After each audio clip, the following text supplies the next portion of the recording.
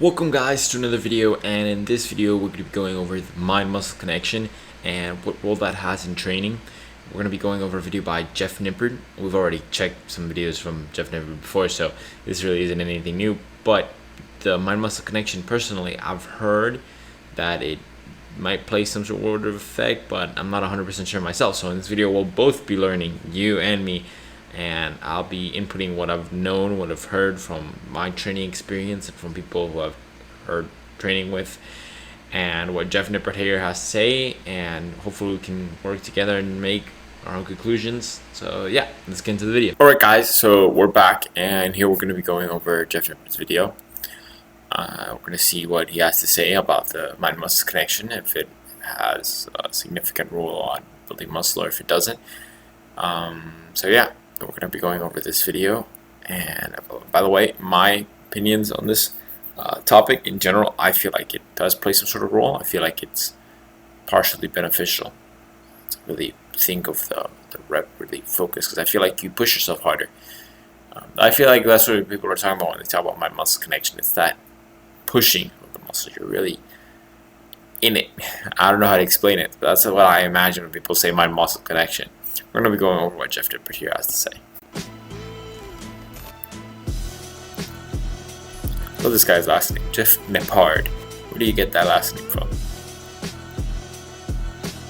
Okay, welcome everyone to a new episode of Myth Bust Monday. This week we're going to be looking at the so-called mind-muscle connection. So this idea that you should intentionally focus on squeezing and isolating the muscle that you're trying to target when doing weight training exercises. This topic caught my attention from a recent issue of the Mass Research Review, where Greg Nuckols reviewed a new study on this topic. So we're going to use that as the sort of backbone for this video. Now, historically, there have been two sides to this debate. On the one hand, you've got bodybuilders who have been arguing for decades that it's really important to really focus on isolating the muscle you're working because you'll be able to activate it better and force it to grow as a result. And then more recently, on the other hand, you have more academic types arguing that, well, the mind-muscle connection doesn't really matter all that much, because as long as you're taking the weight through a full range of motion, but he's just pretty much saying what he's saying out loud firing anyway in order on to the bottom get the weight text. up. So you guys can't see the whole thing, so I have to cut it out for how you're moving your body reasons. in 3D space and how you're executing the movement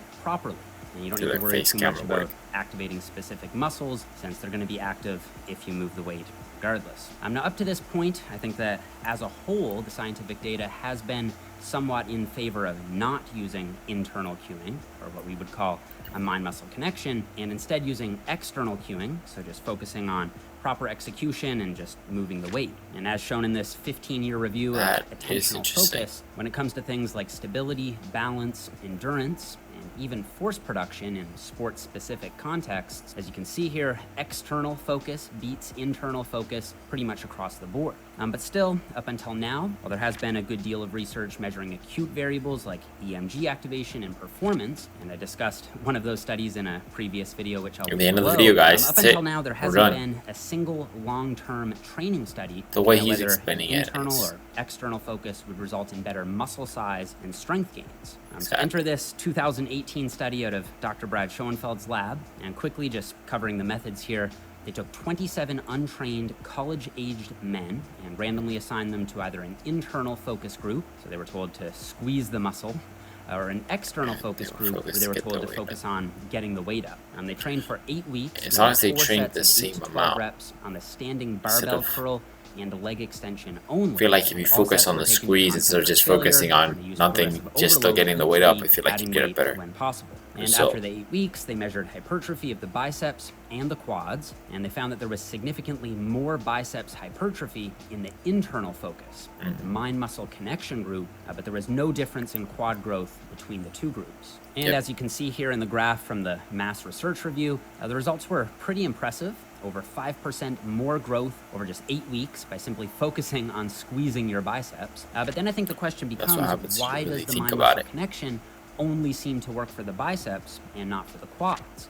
Well, the authors of this paper suggest that it could be because people seem to simply have better control of and coordination with their upper extremities compared with their lower extremities. And I think this does make some intuitive sense. It does your make some upper limbs sense. are often better at performing fine motor tasks. This was pretty much what I was expecting from the your experiment. Lower limbs usually aren't as good. Where They you also bring get up that perhaps this is something that could be trained over time. better results For if you example, I really remember think seeing a video focus. of an ambidextrous Chinese woman writing with her left and right Oh, hands listen, the weight. and left and right feet simultaneously. So despite the fact that most of us aren't as finely coordinated with our lower bodies, I'm pretty confident that experienced bodybuilders are able to harvest and summon this mind-muscle connection in their the lower legs, limbs too. over time. And I have a feeling that if they did use more highly I wouldn't be trained and surprised. experienced subjects in this study, perhaps we would have seen better results for quad hypertrophy as well. Now, they also measured strength gains in this study, and they did that through isometric testing. They'd probably so basically measuring I don't how like much force you can isometric exert testing against an since immovable load, and they didn't find it any gives. statistically It significant depends on the day. difference Like one between day you could groups. At feel this point, on the whole, it really seems stronger that than since the there day isn't before. any difference in strength, but there is better muscle gain with the internal focus approach. This really seems like an obvious win for the bros and for the mind-muscle connection. But before we make any firm conclusions, I'd like to just quickly point out a few limitations with this Those study. isometric First, I think it's important tests to are keep in really mind bad. that we're only looking at One day you single could feel group extra isolation motivated, and the other day you could exercises feel less in a moderate motivated, rep range and you here. could actually So I don't lift think that less these the results farther should you be go too into the loosely experiment, extrapolated to even other though you've been heavier training your butt compound off. exercises So like squats, I presses, just don't know. and I don't really deadlifts. like it. And in fact, based on previous research, I would expect that if compound exercises had been used, the external focus group, so just focusing on getting the weight up, would probably have seen better strength gains than the internal focus group. Also, as I mentioned, strength outcomes were measured using an isometric strength test, which may not capture what is supposed to be the main benefit of using an external focus, which is to improve motor performance.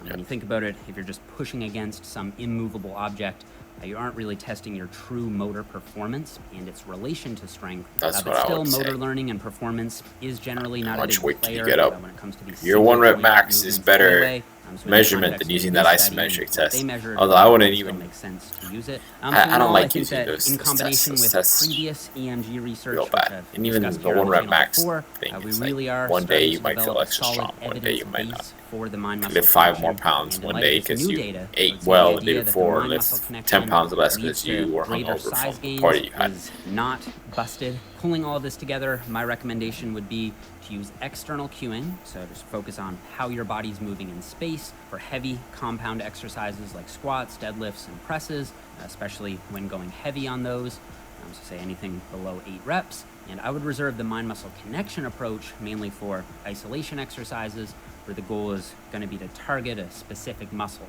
So things like bicep. Yeah, there was an experiment a lot of famous people say with imagining lifting weights. People did better imagining lifting weights. Compound exercises like hip thrusts, Apparently gain muscle. deadlifts People say, can you know, benefit from using a mind-muscle it's the connection. effect, the People mind. often You have a hard think time imagine activating something, their you make glutes or it's hamstrings easier or for your glutes. body If to you were to just externalize focus it. on externally cueing, just simply getting the weight up, I feel like a your lower combination back of or your both quads is can key. start to take over. Internal focus looking forward and to seeing external more research focus. on this topic, That'll lead to but as it stands now, probably it seems optimum that there really is some truth results. to what the bros have been saying all along. So that's going to be it for this one, guys. We've talked a lot about the importance of a mind-muscle connection in this video. Gonna cut that there. Let me see here. Conclusion. Yeah, no. Well, Jeff Nippard, great guy. Love watching his videos. Very insightful videos here. And I feel like he said, it was very interesting. Mind-muscle connection in general, I feel, is very useful in addition to an external cue or external focus, since you always have to have a set goal. Let's say I'm starting my training, I want to give 50 push-ups.